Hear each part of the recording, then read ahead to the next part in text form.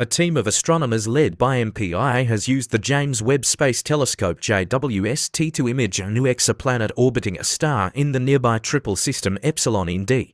This planet is a cold super-Jupiter with a temperature around 0 degrees Celsius and a wide orbit comparable to Neptune's orbit around the Sun. This measurement was only possible thanks to JWST's unprecedented thermal infrared imaging capabilities. It exemplifies the potential to discover many more planets similar to Jupiter in mass, temperature, and orbit. Studying these can enhance our understanding of how gas giants form and evolve over time. This is the first exoplanet imaged by JWST that had not previously been seen from the ground, and it is much colder than the gas planets JWST has studied so far.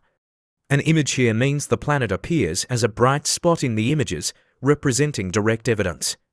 In contrast, transit and radial velocity methods provide indirect evidence, revealing the planet only through intermediary effects. To date, only a few cold gas giant planets orbiting Sun-like stars are known, all indirectly detected through radial velocity measurements. By imaging these planets and obtaining their spectra, astronomers can study their atmospheres and trace the evolution of planetary systems when compared to computational models. Investigating fully formed planetary systems helps address the final stages of planetary evolution and improves our general understanding of planet formation and development. The latest observations indicate that many more of these cold gas giant planets might be discovered. This will allow astronomers to study a new class of exoplanets and compare them to the gas giants in our solar system. However, finding these planets using traditional detection methods is quite challenging. Planets far from their host stars are generally very cold, unlike hot Jupiters that orbit within a few stellar radii of their stars. These wide orbits are less likely to align along the line of sight to produce a transit signal. Additionally, their signals are difficult to measure using the radial velocity method, especially when only a small portion of the orbit can be tracked. Earlier studies attempted to investigate a giant planet orbiting Eps Ind A using radial velocity measurements. However, predicting only a small part of the orbit led to incorrect conclusions about the planet's characteristics. Ultimately, Eps Ind A requires about 200 years to orbit its star. A few years of observations are insufficient to determine the orbit with high precision. Therefore, Matthew's team developed a different approach. They aimed to photograph the known planet using a method commonly referred to as direct imaging. Since host stars are very bright, they overshadow nearby objects. Normal cameras would be overwhelmed by the blinding starlight. The team used JWST's mid-infrared instrument camera equipped with a coronagraph.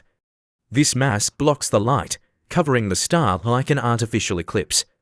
Another advantage is Eps Ind's proximity to Earth, only 12 light-years away. The closer the star, the larger the apparent distance between the two objects in the image, increasing the chance of reducing the host star's interference. MIRI was an excellent choice as it observes in the thermal or mid-infrared, where cold objects shine brightly. Matthews says, "We discovered a signal in our data that didn't match the expected position of the exoplanet. The light spot in the image was not at the predicted location." Matthews adds, "But the planet still looked like a giant planet. Before making such an assessment, astronomers had to rule out the signal being from an unrelated background source." Another MPIA scientist and co-author of the research paper, Leindert Bugard, explains, "It's always hard to be sure, but the data suggests that the signal is unlikely to be from an extragalactic background source." While searching astronomical databases for other observations of Eps Ind, the team found imaging data from 2019 taken with the VISIR infrared camera on the European Southern Observatory's ESO Very Large Telescope VLT. Reanalyzing these images, the team found a faint object exactly where the source imaged by JWST should be if it belonged to the Eps Ind A star. Scientists also tried to understand the exoplanet's atmosphere based on its three-color current images, two from JWST, MIRI and one from VLT VISIR. Eps Ind A is dimmer than expected at short wavelengths. This might indicate the presence of significant amounts of heavy elements, primarily carbon, forming molecules like methane, carbon dioxide, and carbon monoxide, commonly found in gas giant planets. Alternatively, it might suggest the planet has a cloudy atmosphere.